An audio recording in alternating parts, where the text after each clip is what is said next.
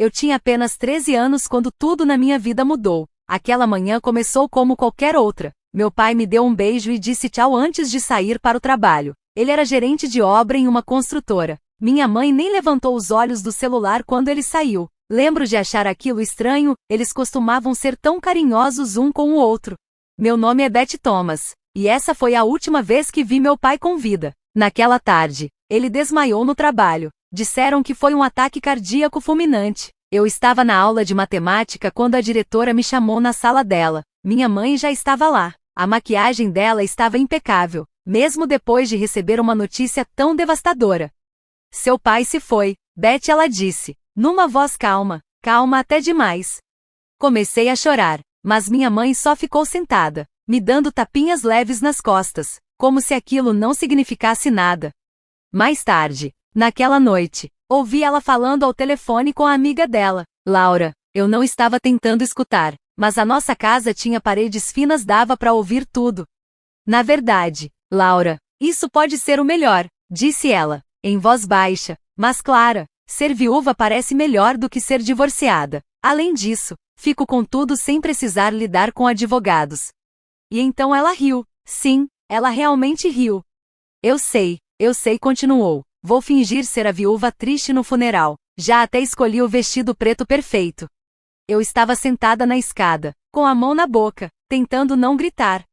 A irmã do meu pai, tia Helen, foi a única que pareceu enxergar a verdade. Enquanto todo mundo dava os pêsames para minha mãe de coração partido no funeral, tia Helen apenas balançava a cabeça. Ela sabia, sempre soube como minha mãe tratava mal o meu pai. Não demorou muito para a mãe seguir em frente. Apenas 4 meses depois, ela começou a trazer um homem para jantar. O nome dele era Peter Fernandes, e ele tinha 2 filhos de um casamento anterior, Adam, de 12 anos, e Joyce, de 11. Minha mãe preparava jantares enormes e caprichados quando eles vinham, algo que ela nunca fez para o meu pai.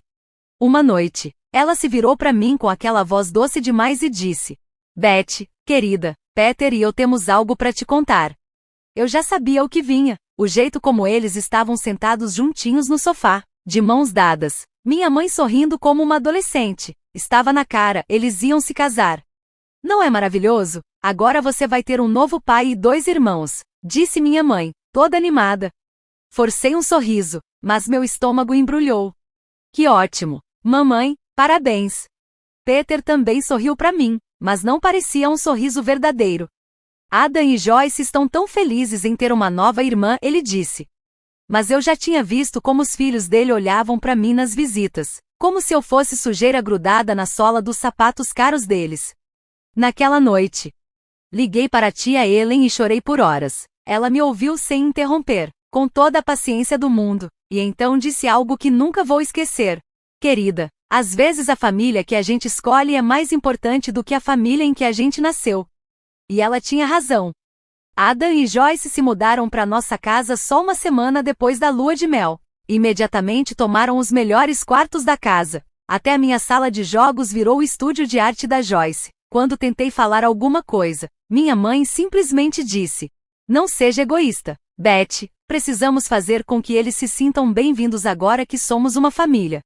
Depois que ela se casou com o Peter, parecia outra pessoa. Passava horas ajudando a Joyce com trabalhos da escola ou indo aos treinos de futebol do Adam. Enquanto isso, eu jantava sozinha no meu quarto. O jeito como ela olhava pro Peter era como se ele fosse o homem mais incrível do mundo. Nunca vi ela olhar pro meu pai daquele jeito. Adam precisa de chuteiras novas, ela dizia. Joyce vai fazer aulas de arte nesse verão. Sempre havia dinheiro para as necessidades deles, mas quando eu pedi algo simples, até mesmo material escolar, ela suspirava fundo ou revirava os olhos, como se eu estivesse exigindo o mundo. Chegou um ponto em que eu simplesmente parei de pedir. Eles começaram a fazer viagens juntos. Não eram viagens luxuosas, mas escapadas de fim de semana para outras cidades ou acampamentos em parques estaduais. Eu nunca era convidada. Você vai ficar entediada, ela dizia, sem nem me olhar, enquanto preparava lanches especiais para Adam e Joyce. E alguém precisa cuidar do gato, né? Então, eu passava esses fins de semana com a tia Helen. A casinha dela era mais lar para mim do que a minha própria casa. Ela nunca teve filhos, mas sempre me tratou como a filha que ela teria amado ter. Isso não está certo, Beth, ela dizia, enquanto eu desfazia minha mala pela milésima vez. Uma mãe não devia ter filhos favoritos. Eu só dava de ombros, fingindo que não doía. Pelo menos eu tenho você, tia Ellen, sussurrei uma noite. Quando fiz 17 anos, comecei a pensar seriamente na faculdade. Durante o jantar, no momento em que todos pareciam felizes, resolvi tentar. Mãe, eu queria conversar sobre inscrições para a faculdade. Estou pesquisando cursos online. Penso em fazer administração. O garfo da minha mãe caiu no prato. Faculdade? Beth, a gente não pode bancar sua faculdade. Temos que pensar na educação do Adam e da Joyce. Adam deu um sorrisinho do outro lado da mesa. Joyce nem tentou esconder o orgulho estampado no rosto. Peter continuou comendo como se aquela conversa não tivesse nada a ver com ele. Mais tarde naquela noite, fui até a cozinha e a confrontei. E o dinheiro do papai? Ele não tinha seguro de vida? Ele economizou por anos. O rosto dela endureceu na hora. Usei aquele dinheiro para cuidar de você nos últimos 5 anos, disse, estalando a língua como se eu estivesse sendo ingrata. Roupas, um teto sobre a sua cabeça. Você achou que isso era de graça? Minha mãe disse, pare de agir como se merecesse tudo. Você não pode simplesmente esperar que eu te dê as coisas. Fiquei parada, em choque com as palavras duras dela. Eu sabia que ela estava mentindo. Meu pai trabalhou a vida inteira, economizando para o meu futuro. E agora? Tudo aquilo tinha sumido. Ela gastou cada centavo na nova família perfeita dela, enquanto eu fui deixada para trás.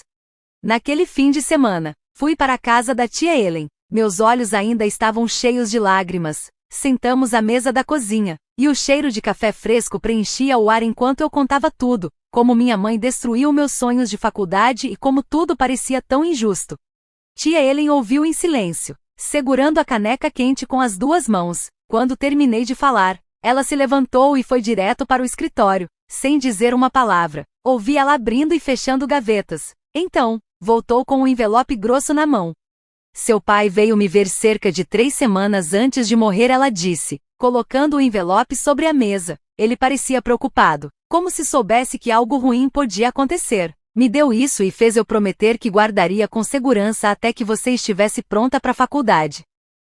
Minhas mãos tremiam quando abri o envelope. Dentro, havia um extrato bancário com uma conta poupança grande em meu nome. Tia Ellen estava listada como curadora. Meu pai havia guardado dinheiro secretamente por anos só para mim.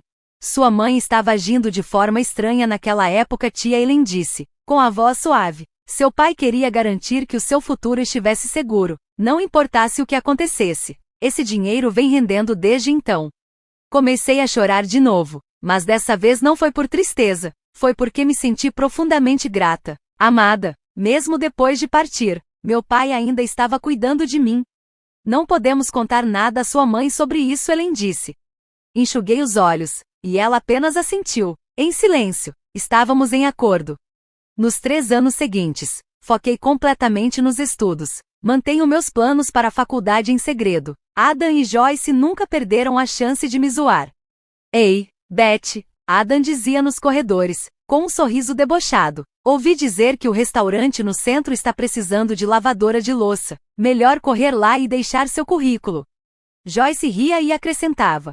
Talvez, se você tiver sorte, eles deixem você limpar as mesas também.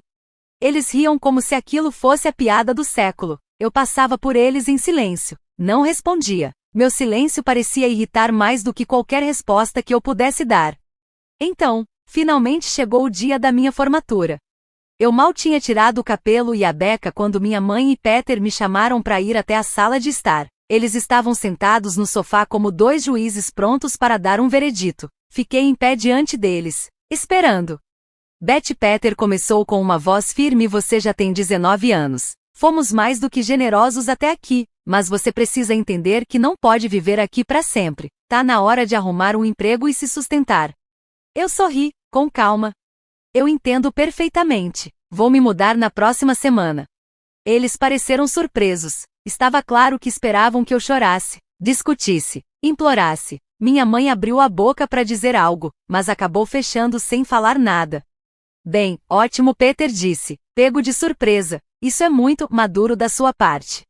Nenhum dos dois perguntou para onde eu iria, nem como eu ia me virar. Eles estavam felizes. Por quê? Para eles, Eu nunca fiz parte da nova família perfeita.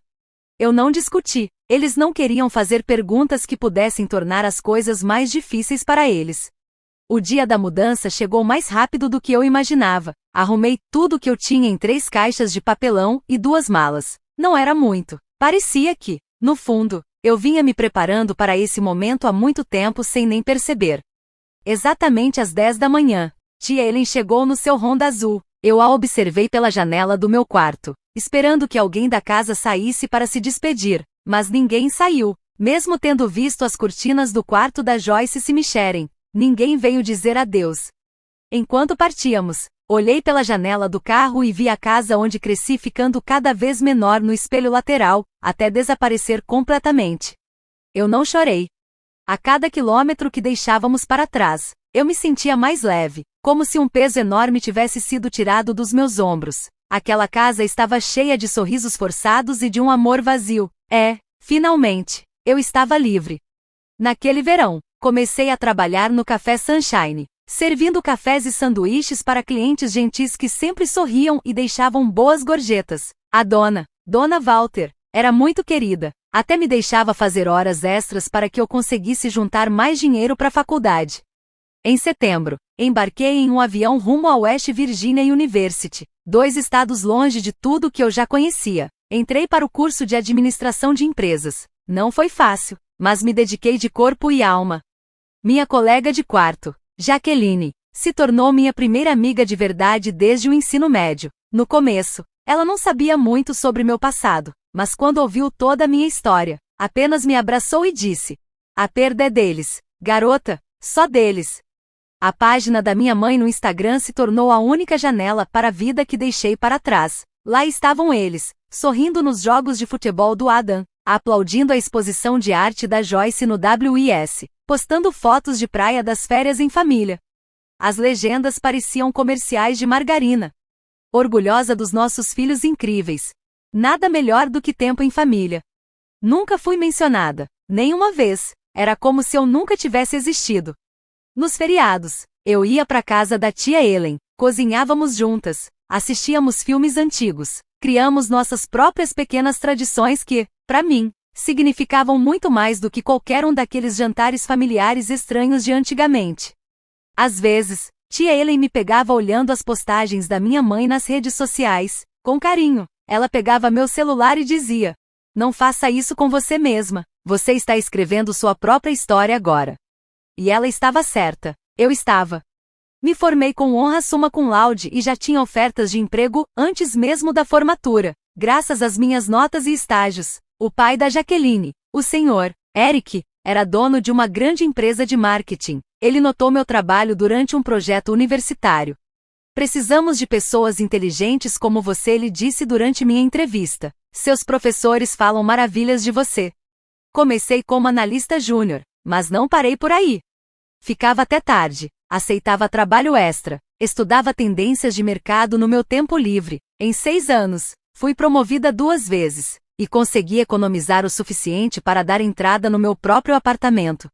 No dia em que assinei os papéis, fiquei em pé no meio da minha sala vazia, segurando as chaves na mão, e finalmente me permiti chorar. Mas, dessa vez, não eram lágrimas de tristeza. Eram lágrimas de alegria, de orgulho. Sentir aquele sucesso e saber que eu tinha conquistado tudo por conta própria era uma sensação indescritível. Então, algo incrível aconteceu. Numa manhã, cerca de 8 anos depois de eu ter começado na empresa, o senhor Eric me chamou em seu escritório. "Estamos criando uma nova posição", ele disse, entregando uma pasta. "Diretor Sênior de Desenvolvimento Estratégico."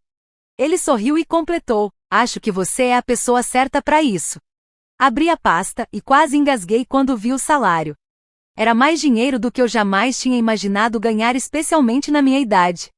Mas nunca senti necessidade de me exibir nas redes sociais. Eu tinha perfil, claro, mas postava basicamente fotos de pôres do sol bonitos ou de cafés aconchegantes. Tia Ellen era a única que sabia das minhas promoções, do novo apartamento, ou do Mercedes preto que eu me dei de presente quando consegui o cargo de diretora. "Você mereceu cada centavo disso", ela dizia, cheia de orgulho, sempre que eu contava sobre alguma conquista. Enquanto isso, As redes sociais do Adam e da Joyce continuavam cheias de postagens sem graça, que eles tentavam fazer parecer importantes. Adam vivia postando fotos ao lado do Hyundai Elantra velho dele com legendas como "Vivendo o sonho", "Vida de luxo", #abençoado. Já Joyce fazia selfies no shopping local, marcando marcas de grife que claramente ela não podia pagar. Uma postagem, em especial, me fez rir alto. Adam, todo orgulhoso, ao lado do carro numa exposição local, com a legenda: "Quando o trabalho duro compensa, sucesso empreendedor". Eu li aquilo sentada no meu Mercedes AMG que valia mais do que o Adam ganhava em um ano inteiro. Mas eu não sentia vontade de mostrar nada pra ninguém, não precisava provar nada. Até que, um dia, chegou a mensagem. Apareceu no meu Instagram numa quinta-feira de manhã. "Beth, sou sua mãe. Meu aniversário de 56 anos é no mês que vem e vou dar uma festa num restaurante caro chamado LeBlanc. Provavelmente você nunca ouviu falar, espero que você esteja lá. Dia 16, às 20 horas. Não me envergonhe." Fiquei encarando a tela, relendo a mensagem várias vezes. Depois de 13 anos de silêncio, era assim que ela escolhia entrar em contato? Sem um "como você está", sem carinho, sem nenhum esforço real de se reconectar, só uma exigência fria, com um insulto disfarçado sobre o restaurante. Quase apaguei a mensagem, mas alguma coisa me impediu. Talvez fosse curiosidade, ou talvez eu só quisesse ver como aquilo ia terminar. Liguei pro Sr. Eric e pedi uma semana de folga. Naquela noite, tomando chá na cozinha quente da tia Ellen, ela me fez a pergunta que eu mesma estava me fazendo: "O que você tá planejando dar de presente?" Sorri e mostrei a confirmação no meu celular. Era um pacote de férias de luxo para a Austrália, 3 semanas em um resort 7 estrelas, com voos de primeira classe incluídos. Tudo tinha custado cerca de $220.000. Os olhos da tia Ellen se arregalaram. "Beth, isso é demais. Ela não merece." "Ah, eu sei que não merece", respondi, rindo e tomando mais um gole de chá. Mas imagina só a cara dela quando perceber o que perdeu. A filha que ela descartou acabou sendo mais bem-sucedida do que ela jamais sonhou. Só quero ver a reação quando ela perceber o quão errada estava sobre mim. Tia Ellen riu e balançou a cabeça. "Você é um pouquinho má", disse, com um sorriso. E eu adorei. Na noite da festa da mamãe, usei um vestido Chanel simples, mas elegante. Era discreto, mas o preço dele daria para comprar umas 10 daquelas roupas espalhafatosas que eu acabaria vendo naquela noite. Peguei um táxi de propósito. Sabia que isso só aumentaria as falsas ideias que eles tinham sobre a minha vida. O LeBlanc era exatamente o que eu esperava, o tipo de lugar que só impressionava quem nunca tinha comido em um restaurante realmente sofisticado. Serviam frutos do mar congelados e colocavam flocos de ouro na sobremesa só para parecer caro. Depois de tantos jantares de negócios em lugares de verdade, aquele restaurante parecia uma lanchonete enfeitada. Em comparação, tudo ali parecia até cômico. Uma anfitriã me conduziu até uma sala privativa onde a festa já estava animada. Mamãe estava sentada na cabeceira da mesa, usando um vestido de lantejoulas brilhantes que cintilava sob o lustre. Peter estava ao lado dela, com Adam e Joyce de cada lado, todos agindo como se fossem da realeza. O restante da mesa estava ocupado por familiares que eu não via há mais de 11 anos. Lá estava a tia Laura, que costumava beliscar minhas bochechas com força demais, e a prima Cristina, que nunca parava de falar sobre como os filhos dela eram os melhores do mundo. Vários rostos do meu passado também estavam presentes. Mamãe olhou para mim por apenas um segundo, depois forçou um sorriso. "Ah, Beth, você realmente veio. Podia ter se arrumado um pouco mais para a ocasião, né?" Sentei-me em silêncio, na outra ponta da mesa, e observei tudo se desenrolar. Tia Laura entregou a mamãe um conjunto de velas aromáticas. "É daquela lojinha chique do shopping", disse, orgulhosa. Mamãe reagiu como se tivesse ganhado uma joia rara. Depois, Cristina entregou um vale-presente para um spa. Um dia inteirinho de relaxamento, ela anunciou, sorrindo. Mamãe soltou um gritinho de alegria e agradeceu efusivamente. Os presentes continuaram chegando, um livro de receitas, um vaso, uma cesta de banho, e mamãe fazia parecer que cada um era a coisa mais maravilhosa do mundo. "Certifique-se de agradecer em voz alta para todos ouvirem", ela disse. Então chegou a vez de Adam e Joyce. Eles se levantaram juntos, com sorrisos ensaiados, como se tivessem acabado de ganhar um Oscar. Mãe, começou Adam, e ainda era estranho ouvi-lo chamando-a assim. Joyce e eu juntamos dinheiro para te dar algo muito especial. Joyce pegou o celular e mostrou uma foto. Uma Smart TV de 75 polegadas. Já mandamos entregar e instalar na sua sala de estar. Mamãe começou a chorar imediatamente, abraçando os dois com força. Meus filhos maravilhosos e generosos, eu não acredito, vocês devem ter economizado por tanto tempo. Finalmente, todos os olhares se voltaram para mim. Coloquei a mão na bolsa e tirei uma pequena caixa simples, mas cuidadosamente embrulhada. O sorriso da mamãe sumiu na hora, o rosto dela endureceu. O que é isso? Perguntou, com desdém. Apenas abra e veja, respondi, em voz baixa. Mas ela não abriu. Em vez disso, ficou furiosa. O rosto ficou vermelho. Isso é exatamente o que eu esperava de você, disse, cortante. Você aparece com esse vestido simples. Provavelmente a única coisa decente que você tem. Chega de táxi porque nem carro deve ter. E agora isso? Essa caixinha? O que tem aí dentro? Um vale do McDonald's. Ela jogou a caixa de volta para mim. Ela deslizou pela mesa e riscou a superfície de madeira barata. Adam e Joyce riram, tentando disfarçar com as mãos. Alguns convidados pareciam desconfortáveis. Outros claramente se divertiam com o drama. Peter continuou comendo a sobremesa como se nada estivesse acontecendo. Eu peguei a caixa de volta com calma e sacudi algumas migalhas da toalha que tinham grudado no laço. A sala ficou em silêncio absoluto. Todos esperavam minha reação. Sabe o que é engraçado, mãe? Falei, com a voz firme. Dentro dessa caixinha está o recibo de uma viagem de luxo para a Austrália. 3 semanas em um resort 7 estrelas. Voos de primeira classe. Tudo incluído. Custa $20.000. O rosto da minha mãe empalideceu. Joyce deixou o garfo cair com um barulho seco. Isso não é possível, mamãe gaguejou. Você não tem como pagar uma coisa dessas. Tá mentindo. Não consegui segurar uma risadinha. Você saberia do que eu sou capaz se tivesse se importado com a minha vida uma única vez nos últimos 13 anos, mas como não me deu essa chance. Fiz uma pausa. Depois continuei, sem desviar o olhar.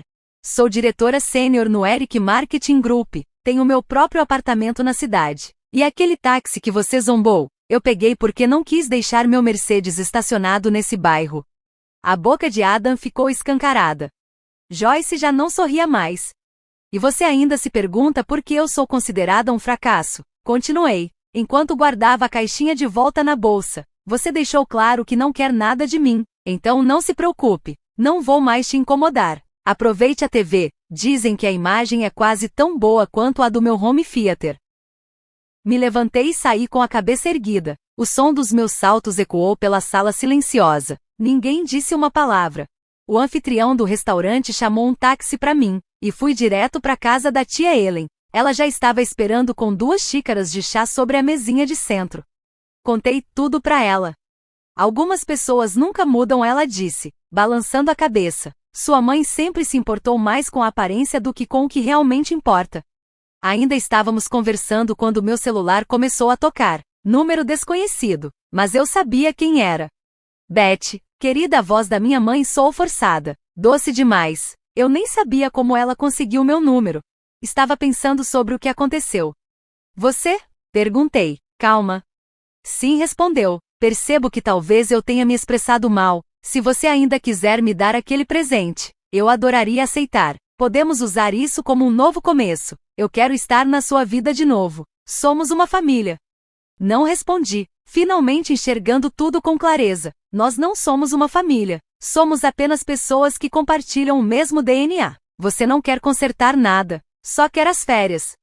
E desliguei. Mesmo depois que deixei a cidade, o telefone não parava. Minha mãe ligava de vários números diferentes do celular dela, do telefone fixo, até do celular do Peter. Quando percebeu que eu não atenderia, começou a mandar mensagens. Beth, por favor, me liga de volta. Precisamos conversar. Depois, estive pensando no que você falou sobre seu trabalho. Talvez você pudesse ajudar o Adam a começar em marketing. Ele é muito criativo. E mais, a Joyce disse que adoraria fazer um estágio numa empresa grande como a sua. Ia ficar ótimo no currículo dela para a faculdade. Ah, e a casa está precisando de alguns reparos. já que você está indo tão bem. Cada mensagem era mais transparente que a anterior. Nada de me desculpa ou eu errei. Só uma enxurrada de pedidos favores. Ajuda pros filhos. Sugestões sutis sobre dinheiro. Era como ver alguém em um cassino tentando recuperar o que perdeu. Mas o que minha mãe perdeu não foi dinheiro. Fui eu, a filha dela. Li cada mensagem como quem lê um relatório de trabalho, sem sentir muita coisa. Era até interessante observar os padrões, parecia um estudo de como as pessoas tentam conseguir o que querem. Ela usou de tudo. Culpa, eu sou sua mãe. Como você pode me ignorar? Bajulação, você se tornou uma mulher tão bem-sucedida. Manipulação, família deve se ajudar. Ameaça emocional, vou contar a todos que você abandonou sua própria mãe. Uma semana depois que voltei para casa, tia Ellen me ligou. Sua mãe não para de me ligar, ela disse. E adivinha, hoje ela apareceu aqui na minha casa. O quê? Perguntei, mesmo já sabendo a resposta. Exigiu que eu desse o seu endereço. E o que você disse? Tia Ellen soltou uma risadinha. Disse que se ela não saísse da minha propriedade, eu chamaria a polícia. Você precisava ver a cara dela. Ficou repetindo que tinha o direito de saber onde a filha dela mora. Eu lembrei a ela que esse direito ela abriu mão há muito tempo. Fiquei imaginando a cena, minha mãe parada na varanda da tia Ellen, provavelmente irritada por não conseguir mais controlar a narrativa. Vestida com uma daquelas roupas chiques, provavelmente tentando forçar a entrada para conseguir o que queria. Era o mesmo comportamento de sempre, o mesmo que eu vi minha vida inteira, mas agora, eu enxergava aquilo com clareza, não era amor, era interesse. Ela não levou isso muito bem, tia Ellen continuou. Começou a gritar, dizendo que nós duas éramos ingratas, que ela tinha sacrificado tudo por você. Acho que a vizinhança inteira ouviu o escândalo. Quando percebeu que eu não ia ceder, saiu furiosa. Mas Beth, tenha cuidado, ela parecia desesperada. Já bloqueei ela em tudo, tia, respondi. Redes sociais, telefone, e-mail, até avisei a segurança do meu escritório para não deixá-la entrar, caso apareça. Depois que desligamos, caminhei pelo meu apartamento, olhando ao redor. Tudo ali foi conquistado com muito esforço. Os móveis modernos que escolhi a dedo, as obras de arte nas paredes, a vista incrível da cidade da minha janela. Cada detalhe era fruto do meu trabalho, da minha dedicação.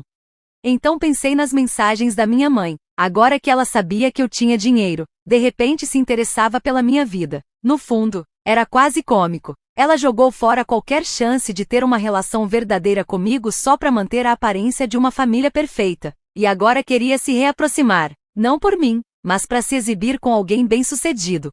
Mas se teve algo que ela me ensinou ainda que da pior forma foi que família não é só sangue, nem papel. Família é amor, é apoio, é estar presente nos momentos bons e, principalmente, nos difíceis. E isso eu encontrei com a tia Ellen. Na manhã seguinte, liguei para a agência de viagens e pedi para alterar o nome no pacote de férias para a Austrália. Agora estava registrado como Ellen Thomas. Quando contei para ela, tia Ellen tentou recusar. Não, minha querida, isso é demais. Mas eu apenas sorri e disse: você merece isso mais do que ela jamais mereceu. Você foi mais mãe para mim do que ela algum dia foi. Tia Ellen me abraçou forte.